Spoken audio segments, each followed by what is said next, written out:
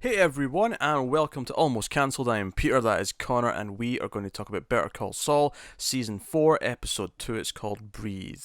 So, full spoilers for the episode, as always. So, do you know what's really struck me in this episode? Is, What? is how kind of fragmented it is right now, where I feel like we've got like four plots going on, and each one gets a couple of scenes each. Yeah, it's almost like there's actually not that much plot progression for each individual one. The scenes themselves are all completely fantastic, and Oh yeah, absolutely. leave me completely satisfied. So it's not really a critique. It's more just that because I think what I noticed it was that we got Saul at his job interview, and then he kind of like he just disappeared until much later, and he came back with a dinner later on. I was Yeah. like, oh shit, so much has happened in that time. It took He up had a whole day of stuff to do yeah. that So he tells us about, but we don't see any of it. yeah, not that we really need to. I mean the first one was the important one that we got. Yeah, With absolutely. the dude from Glow, the TV exec, was one of the one of the managers that were interviewing him, and Fair enough. Which one? the shorter, older looking dude. Okay. He so Saul goes to this job interview, and we hear that he has a meeting that he's supposed to go to with Hamlin. We don't know what it is exactly. I mean, you could probably make some leaps, but you just hear like, "Oh, you're not going to that thing today?" He's like, "No, no, no. If I was there to report, Hamlin knows how to find me. I'm gonna go." And obviously, he's up early. He's making breakfast.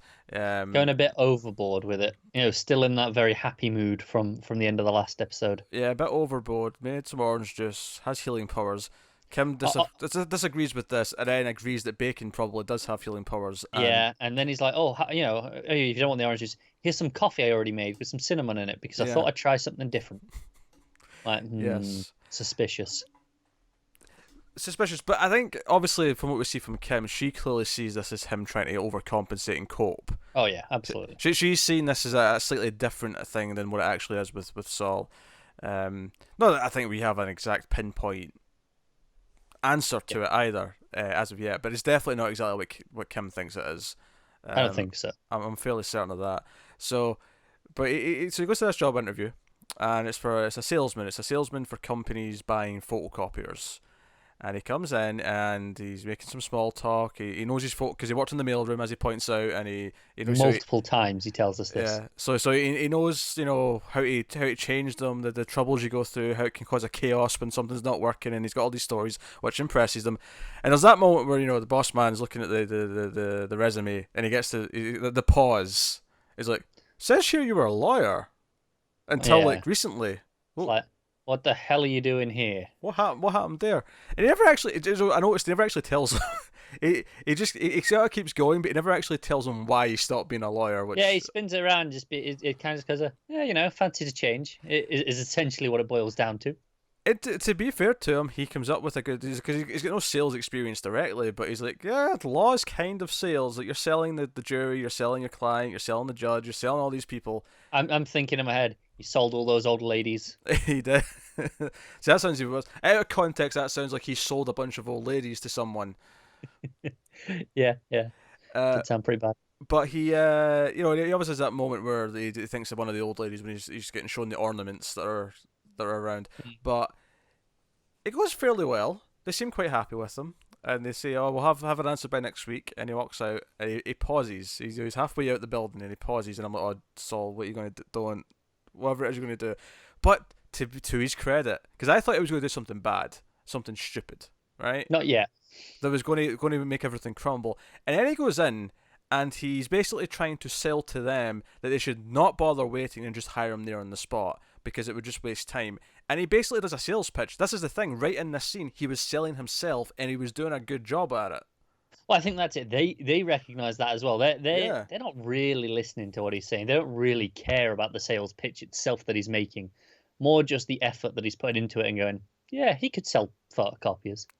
Yeah, I mean, I think like once he starts talking about the photocopiers themselves, they kind of drawn out because it's like, oh yeah, he's just describing photocopiers. That's relevant for the job, but I think the first part of it when he's talking about, why wait? Like you're just going to waste time when I could be out there going Mm. right now, and he's selling the concept, Yeah. and it's kind of working on them to the point where they actually say, you know what, we can have you set up by the end of the day. We'll go through HR. We'll get this all set up. And I thought, huh. And I was That was actually, easy. I was proud of Saul. I was like, okay, he went in there, he laid his case out, he sold it. And then he does something else. He decides to chastise them for making this call. He says, "What, you're just going to hire me? I just like today, no background check. Are you crazy? What's wrong with you two?" And then tells them, and he says like, I could be a serial killer. I could piss in your coffee mug. I might do both. What what are you doing? You're crazy. I pity you two. You're a pair of suckers." And then he leaves. And I was just sitting there at the end of this scene thinking, okay, there's a lot to unpack here. All right, there's a Yeah, lot to unpack as to why he just made this choice and why he just did this. yeah, That bears conversation. My it is. initial thought, at least in part, is that he can't stand the idea of working for someone that he could con. I think that's certainly in there. Yeah, okay. So I he think that's fair. tests them. It works. He feels like he's conned them, even though he's really just proven that he can do the job. Yeah, it was kind of an on the feet interview, right? Yeah. But he sees that as them being suckers and dips out. You could always look at it from just a more come further back and just say he thinks he's okay. He thinks he can try and get back to work. And much like Kim's saying, it's okay for you to take time off right now and not have a full-time job. You're in it. Your brother's just died. You're going through all this. You just got your law license revoked for a year. And you could argue this is just stress and it's making him erratic. You could Yeah, argue it's I that. think it is partially. I think it's he knows he's not actually ready for. Okay, I'm going to do a job day, Mm. Monday to Friday, whatever it is. But he knows he wants to at least give the appearance of searching for a job. Oh He sure. wants to go through that process for a couple of weeks, and as much as to Kim's like, no point in having that hanging over me already. I Yeah. think he actually does. I think he wants that, like, to be able to kill time and justifiably do nothing and try. It gives him a drive, right? Is the drive is get a job or so you can help with the rent. Okay. Whereas I think once he's got it, I don't think he has a drive, and he has to then be really aware of Yeah. what's Okay. But happened. why pretend then? Why go through the motions? I think again, I think, like I said, I think it's he knows he knows that he wants the drive of not having a job, right? To distract him. So he almost accidentally tries too hard in getting the job because he can't help himself. Yeah. He goes into it. I think the only thing I disagree with here is the idea that this is like almost like I think he doesn't like plan any of this. I think he in the moment when he realizes he's about to get a job is when he chickens out and then ruins it himself intentionally in the moment. I don't think he went in there. I don't think at the start of the day he thought I'm just going to go pretend to do this. I'm just going to No, not at the drive start of the this. day. I think that moment though, but I think that once he does that once, I think that follows through for the whole day. We're not seeing it, Mm. but I think he's not putting in the same effort all day. Like he's doing the bare minimum that Oh, I it mean, looks. make it simple, he's just not turning around and going back in for the rest of the interviews. He's just doing the Yeah, first part. He's yeah, doing the polite. Go through the motions, yeah, but he's not necessarily going back in and wowing them. Um, yeah, that makes sense to me. I think I think it is an on the spur moment though. I think it's he has every intention of getting a job as quickly as he can. He goes through his pitch. He goes above and beyond in this interview, above what most people would ever do in a job interview. And then the moment he realizes he's actually getting a job, he gets scared and has yeah. to back out. And he does it in his way. The reason why I was clinging to some of the other ideas though about him like almost testing them, it was specifically the idea of calling them suckers, given his entire origin of like conning people and Mm. tricking people into things. The use of that particular word just stood out to me. I think that's him reverting to where he's comfortable in this moment of fear and panic and not really knowing Mm. what he's doing.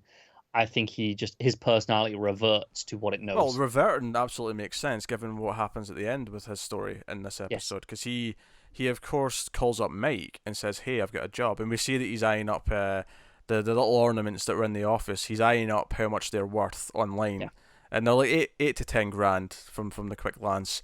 And there's quite a few of them in that office, and it sounds like he There wants is. Mike to Yeah. help him steal them. I think I, so. I was actually worried actually that he'd already taken one. I thought that'd be too obvious, Jimmy. Like you just left that day and ones went missing. Yeah. Yeah. That would be obvious. Because I was thinking when he was looking at it, I was like, oh, did he already swipe one? Did he like just grab one on his way I out? was like, Or... if he got one of those, they must have pulled some tricks on us for us to not have seen it. Yeah, but no, that's not what happened. Of course, he was just eyeing them up, and he's presumably wanting Mike to go in and do a bit of covert operations. Uh, and if I'm really Mike's, intrigued to see how he manages to convince Mike to just steal. yeah, I wonder if he uses some trickery, or if he kind of banks on Mike just wanting something to do. I think he'll try that, but I think what I would assume the outcome is just Mike says no. Kind of Mike tries to slap him back on the path, right? Be like, hey, what are you playing at? I don't mind doing jobs when there's a purpose, but I'm not just stealing to give you some money. Yes. And it's like you've got to get your head on and straight and do this properly. That feels too straightforward, though. It does, but I can just see Jimmy trying to worm his way around and convince him, and if Mike doesn't want to be convinced of something, I mean you ain't doing it, right? As we see in this very episode. But yeah, so that's kind of Saul's thing. But he comes back and he's like, yeah, there was one that I wasn't quite right for. That's what he says to her. Obviously, he just says, I just turned it down, rather than the big show and dance that he actually made. And then they watch movies. And Kim almost was going to pick Jaws 3D, and I was rooting for her too, because that was the funnier option to me. Because obviously the movie comes on, the movie starts, and you hear the music, and then they just start making out. Yes. I was half expecting to hear the Jaws theme, over the top of them making out. I really was. I could have seen it. Let's not gloss over Kim's big scene, though. She doesn't really have a plot per se, but she has one big scene. Yeah, probably the biggest scene of the episode. Probably. It's definitely the best acted scene, and that's not to diminish anyone else in the episode. Lots of good acting all around, because there always is. But yeah, this is the standout. But yeah, she goes to HHM, and Rebecca's there, who's now the warden of Shawshank Prison on Castle Rock, just for anyone keeping track of these things. I was like, shit, you better hurry up and move, Rebecca. You got a prison to run. You got to go. But she's there, and it's still Will. It's just sorting out the estate and whatnot, and she's getting whatever's left to her. So interesting bit of trivia here that I'm assuming they researched for this is so Kim shows up, and Hamlin's like, oh, so here's what he left Jimmy, and he's like, oh, what's in here, 4,000? And there's like an awkward pause. He looks so squeamish. He's like 5. And Rebecca doesn't understand, like, what's the purpose of this? I mean, it sounds low given how much he's worth, but like, what's the specific purpose But we know of they that number? didn't have that great a relationship, Yeah. right? So it's like, okay, it's plausible he didn't leave him that much. Yeah, but there's a specific reason for that amount, as Kim tells us, which is really interesting. As soon as she questions it, and he's like, not far off. He's like, uh-oh. Yeah, Hamlin also knows what this means. Yeah. Clearly. I mean, they're both lawyers after all, but specifically, she's like, hey, that's 4,000 is the amount that you can still give to someone that you want to cut out of your will and not have it be challenged. Yeah, it's enough that it looks like you're being generous. Yes. But low enough that, compared to everything else. Yeah, and then there's a letter. And Hamlin's like, let's not brush over the really important part for me is he wants him to be on the board for this scholarship. Oh yeah, for young up and coming lawyers, yes. Yeah. Yes. And Hamlin tries to sort of end everything there. He's like, oh, I'll walk Rebecca to her, I'll walk you both out to your cars or whatever. And she's like, no, I've got some more things to talk to you about, Hamlin. Yeah, she's having none of it. He's like, gulp. So Rebecca leaves. Pretty much. And it does some awkward stuff with Rebecca, but just saying, hi, nice to see you again. And everything about it feels very, very pleasant, but unpleasant at the same time. It's forced pleasantries. Yeah, but it's uncomfortable. But they don't know each other well enough to be mad or angry at each other, right? It's because they're too detached. Because this is Chuck's wife, and she doesn't even know. I mean, she knew Chuck well enough, but she obviously knows Jimmy mainly, and then Chuck's through him, and then it gets to her. So she's so far removed. She's like, I assume she worked with Chuck as well, right? Oh, it's true. Before he went ill. Worked with him, but not on a personal level. Professional relationship, but not. Yes. Personal relationship is Jimmy. Because typically you don't. I mean, obviously people fight at the office, but I mean, like in terms of actual like proper rage fights, that tends to be a personal. Usually, thing. Yeah. Usually, I mean, sure, some assholes at work might be bold enough to go for it, but typically people are a bit more, especially in a law firm. I'd imagine they're a bit more. Yeah. Civilized. That is the one place where you really don't want to do anything out of line, right? I'll sue you. Well, I'll sue you. Because it's not like they I have to can go see find a the lawyer. sitcom already. Yeah. Oh god. What do you call it? There's a good name for that sitcom. There is. It's in there somewhere, right? Mm. Anyway, so Kim very quickly gets very very animated, very loud, at Hamlin, and I think the thing that really stuck out to me is what is this bullshit, and she ends it with kind of saying, and what am I supposed to do with this letter? Am I supposed to give Jimmy this one last fu from beyond the grave? I like how she says, so what's in this? She knows that he's read it, even though it says, "Oh, for Jimmy's eye only." Yeah, He's definitely read it, and she knows that. yeah. I don't really know if he has or not. I mean, I'm Oh, I not. think he has. I I ultimately don't think it matters because I think the point here is that he like no matter what, Chuck was always going to write roughly the same thing, right? So True. so it doesn't actually matter what's on the letter, is it? Because it's probably going to be the same belittling shite that he's been spewing at Jimmy his entire life. Probably, yeah. But the big thing for me was the fact that she outright, because I think up until this point she's always been supportive of Saul, but I don't think I've ever outright heard her talk about how Chuck treats him to this It's extent. very rarely addressed, actually. Like, Yeah, even though we've always seen it and characters have been supportive, when that's been around it, but never directly kind of going, "Hey, this is kind of shitty." yeah. No one ever really calls him. They'll comfort Saul and whatnot. Kim specifically, um, and she'll listen to him. But I feel like her actually, it's almost like there's regret in her voice that she never really stuck up for him to Chuck Yeah, I specifically. think it's Chuck was, relatively a powerful man in this Yeah, community, and quite intimidating, right? Even when he was ill, he was probably quite intimidating to the people, especially the young ones who, she worked alongside him, was probably, she was worked under him presumably for quite a yeah. bit. Yeah, I don't know. I felt like it was a more direct addressing of how he treated. I mean, forgetting like everything else, because obviously, like last season, we had all this stuff with the defending against him because of what he was accusing Saul of, and that led to the trial and all the rest of it. I mean, obviously, there was a lot of stuff in there, but there wasn't specifically, other than maybe the court case itself, when it was talking about how he's vindictive towards him. But even then, it felt very kind of formal because it was like we're bringing up how this was the first time I felt like Kim had outright just emotionally said this is how he treats him. Yeah, it And was when she called out oh yeah, never in a million years would Chuck have given him that scholarship. yeah, it felt very impassioned, and obviously this follows on from her saying, "What was that shit you pulled where you came over after the funeral and told him that you thought Chuck had committed suicide?" And Hamlin is sitting there and he keeps trying to talk and he just can't. Like she keeps shouting over him, and he's just, he knows he's backed into a corner and he's got nothing he can say. There's nothing good he can say right now. And what I love about this is that she thinks that what he said to Saul is why he's acting the way he is, and it is why he's acting the way he is, but not in the way she thinks it is. But she thinks that putting that on him is making Saul bottle up and try Yeah. to, regress. And I think Kim right now is trying to take care of Saul. Oh, absolutely. She's trying to look out for him and take care of him. I mean, that's Um, why she's here at all, right? absolutely, yeah, absolutely. But there's one thing showing up to collect the letter, and there's another thing like outright sticking up for him. Because I think the tragedy with Kim's story, whenever we end this, is that she is truly sticking up for him. Like she truly cares and is fighting for him, which is something Chuck never did. That was Chuck's thing. Chuck was always against him. That was the big reveal, and then we Yeah, always had he this always weird. he always bailed him out, but he never cared. Yeah, he was always belittling him. He's always putting him down and making sure he couldn't advance, professionally. Hmm. Whereas Kim is just outright standing, putting her foot down, saying, "No, no, no, this is bullshit. What you're doing to him.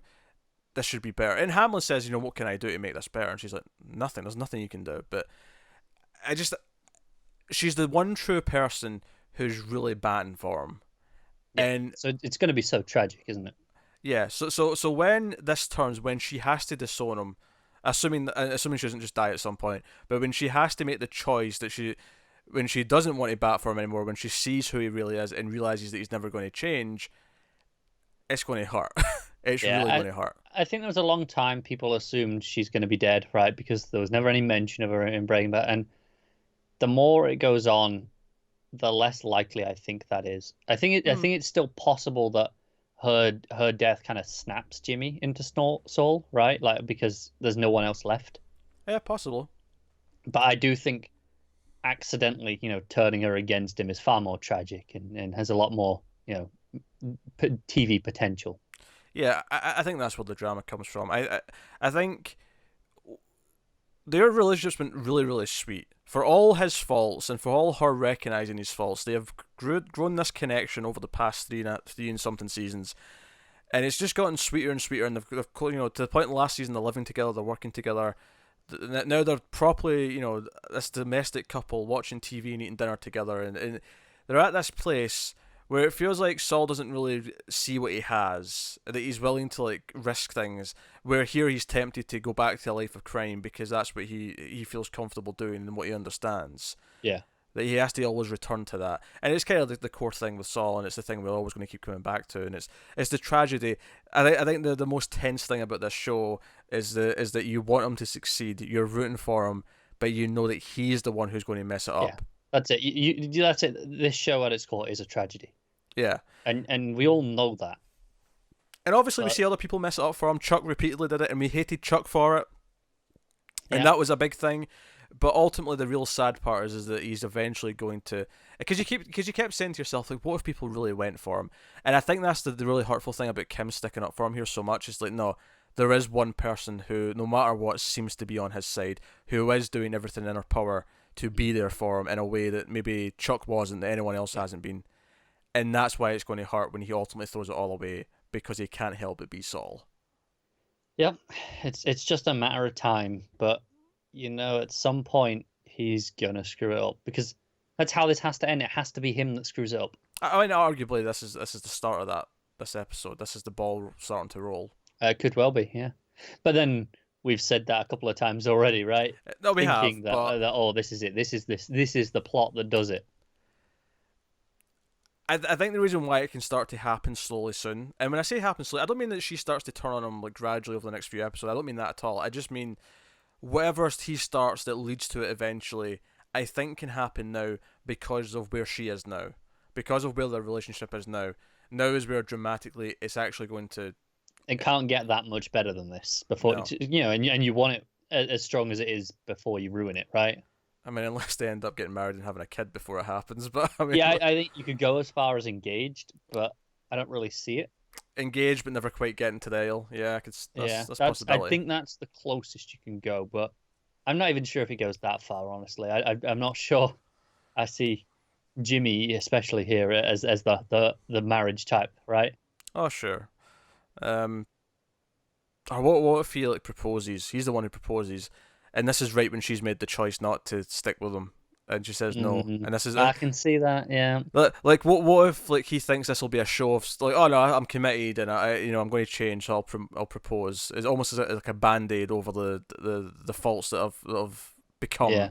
and this will be the final nail in the coffin, if you will, that'll send them down the path to Saul. I don't know. There's a lot here, but just this scene with Kim, it was so well acted. It had so much emotion behind it, and it means so much not only for her character, but just the dread of the inevitable outcome.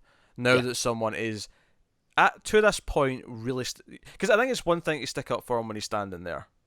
It's another thing when it's a conversation he's theoretically never going to know about, and she's willing to do this.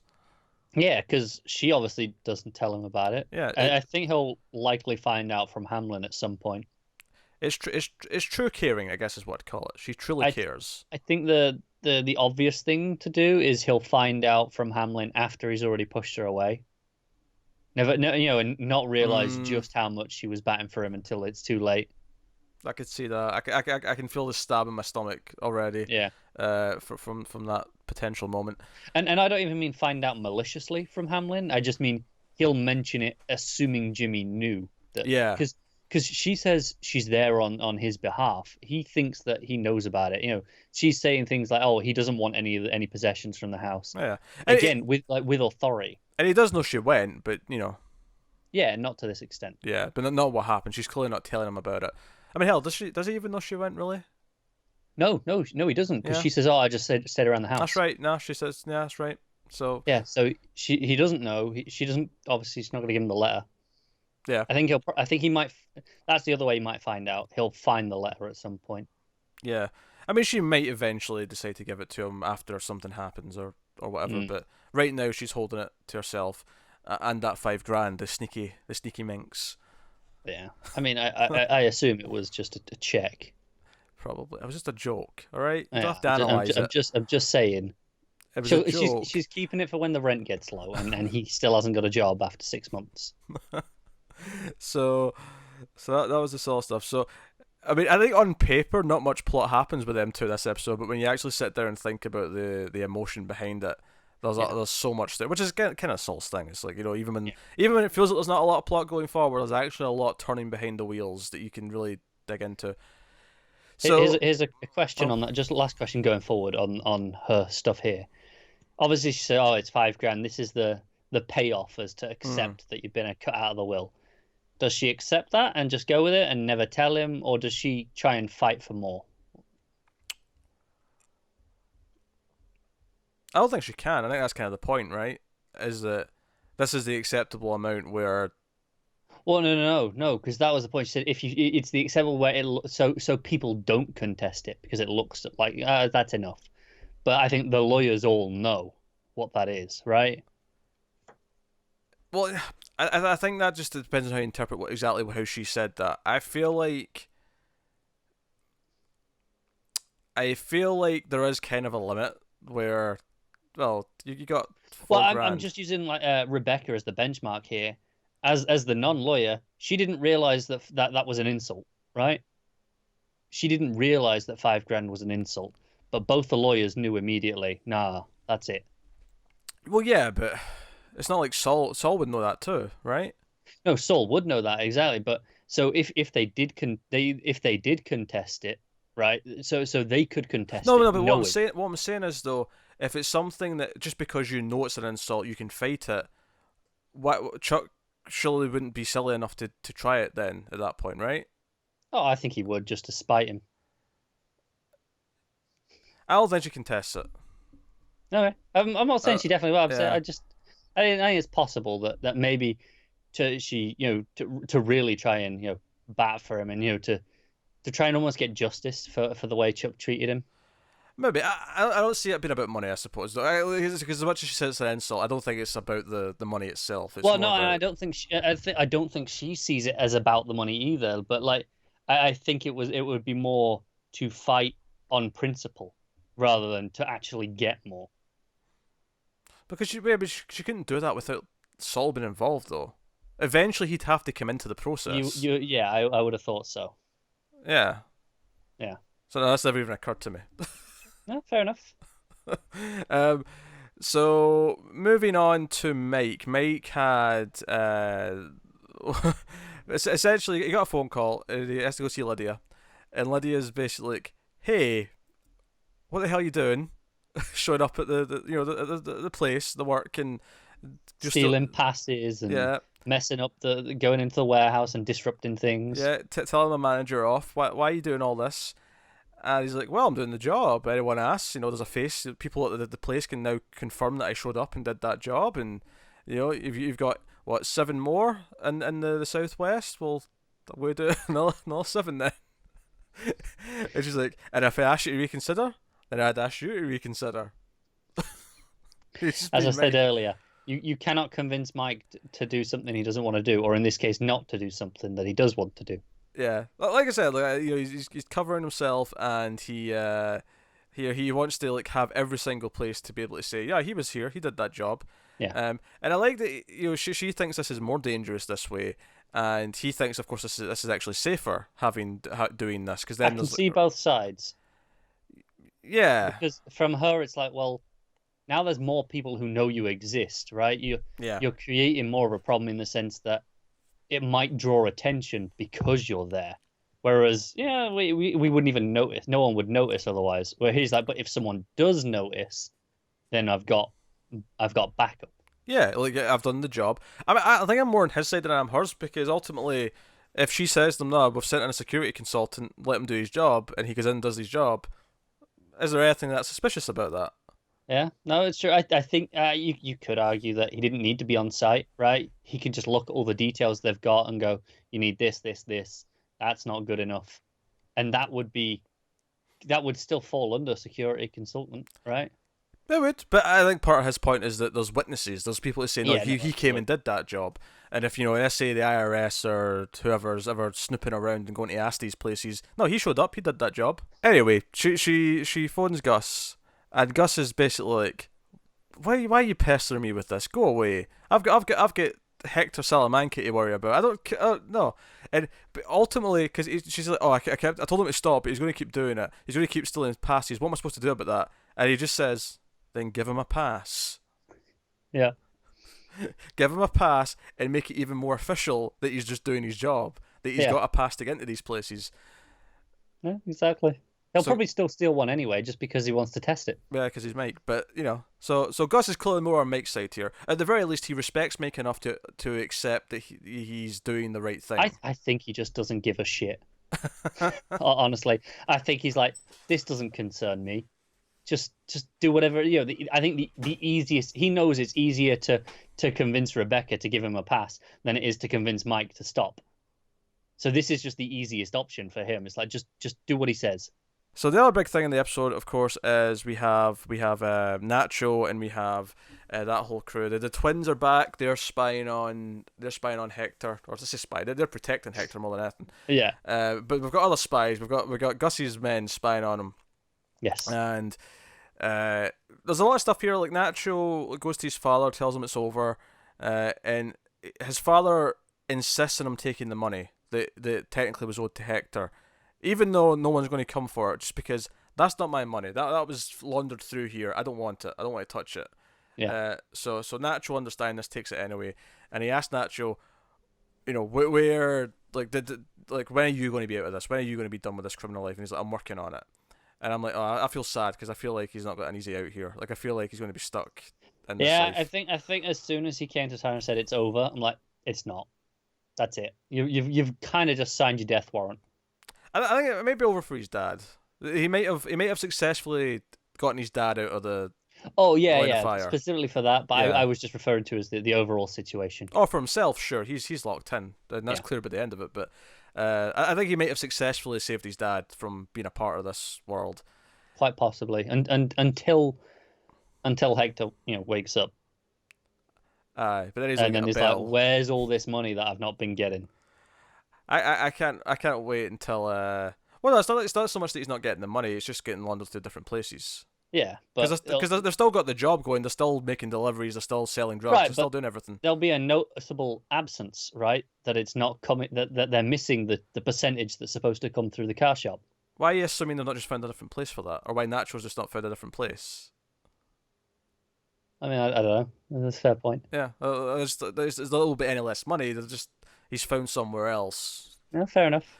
because he didn't want his dad involved. But they end up so we see them at the hospital, and there's like a really amusingly awkward scene where the nurse, or the new doctor rather, who seems to be, Gus is kind of pull some strings here to make sure there's a new doctor here from a different Yeah, hospital. because there's a conversation early on with him being like, how's he doing? Who knows? I mean, if he was in Johns Hopkins, would he be any better? Maybe, maybe not. Who knows? But how do you find out? You pull in one of the doctors from Johns Yeah. Hopkins. Interestingly, she speaks Spanish, and she very quickly, because the twins aren't responding to her, so then she starts speaking Spanish, and they actually do speak. They actually speak to her, which is like, okay, Weird, isn't it? this is a rare occasion. This is, you give yourself a lollipop. You've achieved something here today. But she's talking about him, and then that's when Nacho and Arturo come in, and they're standing around. It was just awkward. She's like, all right, make sure you talk to him, because on some level he will probably be able to hear you, and it may help him come back. And she leaves, and they'll just stand, all four of these big tough men just standing there, just in silence. And then one of the twins just says, "Talk to him," because they're going to do it. They don't talk much. Yeah. And then Nacho delegates. He's like, "Arturo, on you go." So then we just get this out. It's like, "Hey, Don Hector, streets are good. Money's coming in. There was that one gang that gave us trouble, but Yeah, we we're we fine." sought him out. It's so wonderfully. In fact, my favorite part of this whole scene actually is when the new doctor comes in and the old doctor's in there. He cannot wait to be away from this patient. He's like, yeah, you take him. I don't want co medical rights. You take him. It's Yeah, fine. he's I'm like, going. these twins are creepy. I want out. Yeah, he's like he has all these bodyguards that look like they want to kill me like all the time. I'm just going to leave. You're fine. You all in Yeah, your hands. it basically was going. If he dies, it's your responsibility, not mine. Yep, yep. Buck has been passed. Thank you very Yep. much. So yeah, but so I have this scene, but it's setting up that they're still running things, and later on they're going to Gus's men to get their cut of the drugs. And I remember this scene last season actually, with the whole argument about 5 or 6. That was a thing last year, and then again I was like, okay, we're getting 6 today. This is our trio, and he's like, oh, sure. He doesn't really seem that committed to it, but he's like, you back me up. But he's like, yeah, I'll back you up. It's fine, right? And they go on, and you can tell that Nacho's kind of hesitant about the whole thing, but it's like, no, they have to present a strong force. And Victor's there, of course, and it gets very tense because they don't want to give him the 6th. Yeah, they're like, no, that was a one-time thing, but Yeah, Nacho is very persuasive. all this, bullshit machismo happening in this scene, but he pulls out a gun and they give him the 6th one. But then they're leaving, and Arturo's getting cocky. He's like, see, nah, they were pissing themselves. No one touches the Salamancas. And then when Gus personally comes out with the bag. Yeah, I thought that was notable. Him actually getting his hands dirty himself. It's a rare occasion that he does that. Yeah. Obviously, one of the notable ones from Breaking Bad was Victor himself. That was probably the big one where he realised he could do something like that. Because up until that point, he'd always been he's the lost Polish man. He kind of does things behind the scenes, but that was the first time we saw him do something violent, I think. From what I remember. Even then, from then on, it was still a rare occasion. Yeah. And there's always with a purpose. And here it's to show Nacho that he's serious. He's willing to put himself on the line here to make this point. Yeah, I mean it's kind of twofold in a way, because on the one hand it's showing that, hey, what just happened there's not going to fly, I'm in charge now. But then on top of that, he's like, hey Nacho, I know what you did. The Salamancas don't, so let's keep it that way. Now you're mine. And then he just has to watch him suffocate. Because it's funny, I think when he first noticed what he did, in the finale / last episode, I was thinking, oh, maybe there'll be like a sort of more mutual, like a beneficial relationship between Nacho and Gus, where Nacho will want to work for Gus. This is not that route. This is, no, Gus is like, no, you're mine now. I own you, because I know what you did. He's got something on him, basically. Yeah. Because I was expecting maybe something closer to what his relationship with Mike is. One of respect, but he's like, oh, you did something that I'm happy you did. You took it. Yeah, I think it's because I think he respects how upfront Mike is, whereas Nacho's is quite underhanded, right? Sure, it was very much just and in the idea of if he can betray, Hector when he's kind of in that life.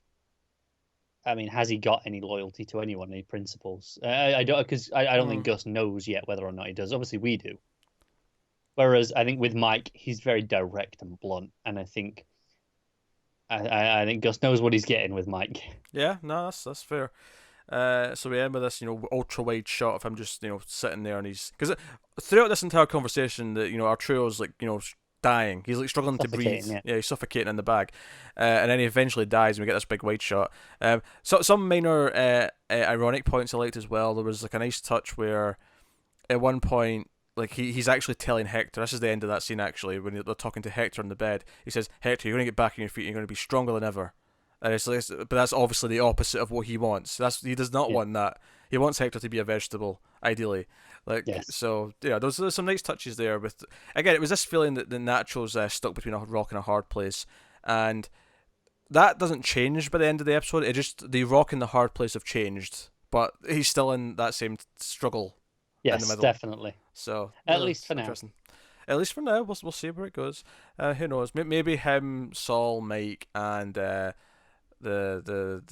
guy who was stealing the meds, who ended up with the big ridiculous the Hummer. big car. Yeah. So yeah. Oh, there you go. That's the episode. That's Saul. What a densely packed episode for something that. At the start of this review, we said, all the plots didn't move that much forward, but here we are 45 minutes later. Like I said, there's not much to talk about in terms of plot progression. But in terms of character progression, there is a lot. Which, if done well, is way more important, arguably. Oh, I mean, it depends on the type of story you're telling, but in this story, definitely. My favourite example is Speed. Speed is a plot movie, it's not a character movie. Yeah. The character's Can't just argue. there. It's Yeah, bomb on a bus goes under 50 miles an hour, blows up. yeah, That's what drives the entire movie. yeah. And I think the reason this show in particular has to go the character route is because, well, we know where it ends. You can do whatever you want with the plot, but we know the ending. I mean, that's a fair point. I think I would say that's irrelevant, though, because Breaking Bad was also a character show, and I think that's just the style of the story, and it always was going to be, regardless of what it No, is. that's fair. But I think this one didn't actually have a choice because this one could have gone, okay, well, we're doing a spin-off. We could do some plot Yeah. stuff, right? Yeah, But but given who's involved, I don't think it'd be any different. I think this is, obviously they learn from Breaking Bad, and there's a yeah, arguable. You can argue that this is actually a tighter show, and they I learn think from. it absolutely is. Yeah. Yeah, So as I said though, I want to go back and rewatch Breaking Bad before I make any bold yeah. I'm probably claims. not going to rewatch it now though till this is finished. Oh, absolutely, yeah. I'll probably do the same once it's done. Uh, hell, maybe that's a good reason to go straight into an already cancelled at the end. Just go straight into Breaking Bad and go forward in the timeline. Quite possibly. If we don't overlap it in some way in Saul, that is. Yeah, Well, yeah. Well, technically we already do because of the black yeah, light we scenes, but overlapped it in the very first episode. yes, But you know, but I mean in the regular I timeline. know what you meant. Yes, as this means timeline. This motion here, right? Audio So folks love that. yeah, so that's us. That is Better Call Saul, episode 2 of season 4. Let us know what you thought of this one in the comments below. Like and subscribe, all that stuff. Get us on the Twitters at mailed_fuzz for channel updates. If you want to support the channel and the reviews and everything we do here, head over to patreon.com/mailfuzztv. And you get some bonuses for $1 a month or even more if you go up higher. But it does support us a lot if you do that. If you can't do that, don't feel too bad though. You can, of course, just watch the ads on YouTube, turn off your ad block. It really is a big help. Obviously, like, subscribe, all the usual stuff. But that is us. So thank you very much once again for watching or listening. We always appreciate it. Keep watching TV, guys. Have you got any vanilla?